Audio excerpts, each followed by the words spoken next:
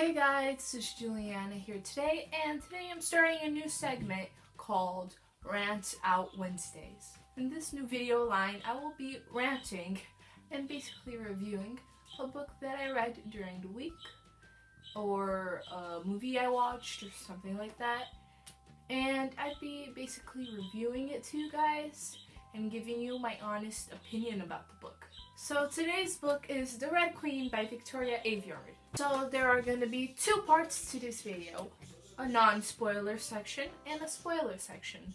The first part will be the non-spoiler section, so after you watch that, if you haven't read the book, go get the book, read it, and come back to the video so we can rant out together. So without further ado, let's begin. The book, The Red Queen by Victoria Aveyard, tells about a girl named Mare who lives in a land where there are only two types of people, the Red Bloods and the Silver Bloods. The Red Bloods, according to the Silver Bloods, are born to serve the Silver Bloods. The Red Bloods have absolutely no power and are basically lower classmen citizens. The Silver Bloods, on the other hand, are basically like the royal people, like the people who run the government. They have supernatural powers like telekinesis and power over plants and water and things like that. And they basically refer to the Reds as their servants, basically. The Silver Bloods basically rule the land. So this girl named Mare, she's completely revolted by the Silver kind. And there comes an age in the book when you turn 18, and if you still aren't working someplace or have an apprenticeship somewhere, you get sent out to the war at 18 years old. So one day she goes, she meets a stranger, he offers her a job, she takes it, and she ends up working in the palace. There she finds out she has a power she never knew she even had, but the thing is, she has red blood. So the king and queen, they get her and they make her a long-lost princess. And she's basically learning how to control her power. But as her trip during this period, she joins a group called the Scarlet Guard, who is basically a rebel group against the Silvers. She goes and she helps them. So basically the story is a really good story. You guys have no idea how good of an author Victoria Aveyard. I don't think there were any slow parts where I just wanted to put the book down because it was like that exciting. It kept me wanting to read more. Guys, I would really recommend you reading this because I swear you will not be disappointed. It captivates you into reading it.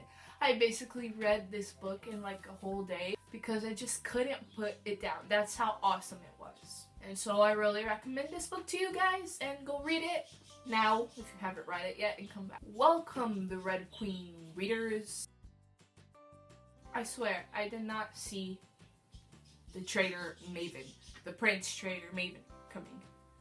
I mean, sure, I shipped Mare and Cal together, but Maven, you just don't see that coming.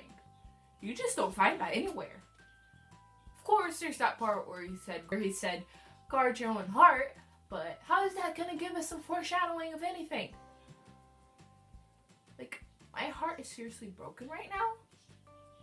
And, I used to be 85% Cal and 15% Maven, but now it's all Cal. All Cal, girl. But I don't know if Cal is really gonna forgive Mare. I think he will, cause based on the events on this book, I can really tell that he loves her. I'm basically crying right now, cause I really didn't expect that to happen. Cause one second he was like, "Oh, I'm gonna help you," and the next second, boom, he was just right there. He betrayed her. Oh, such a plot twist. I mean, it feels like if this were a movie, it'd be two complete different actors, or a really good actor, because in the beginning he's all innocent, no, help you. I'm totally with the Scarlet Guard. And then the next second, he's like, oh, you're dead, haha. Overthrowing my brother, killing the king, ha ha ha ha ha. Like, seriously, why did he, I can't wrap my head around that. Okay, on to a totally different point. I really like the character of Mare. I mean, she never let, like, two boys, like, confuse her between the things she wants. Any of those other books where there is a girl and there's two guys that are pining for her, she goes and she distracts herself with this one guy and goes on to the other. No, she stays focused on her, like, right path, and she doesn't let them choose her actions for her. She doesn't get distracted by them. Of course, there's this moment where Cal and Mare are dancing in the moonlight. Oh, Allah, the naked is gay. Whatever, no. But I really liked Mare's personality. I think it was built up really well. It's a really good character. And on the topic of Shade. Oh, he died in the war. He died beheaded. I knew he wasn't dead. I knew it. Figured it out that he was in the Scarlet Guard, and then they told her he was dead.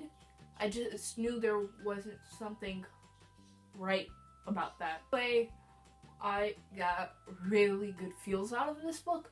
This book is basically like 5 out of 5 stars for me.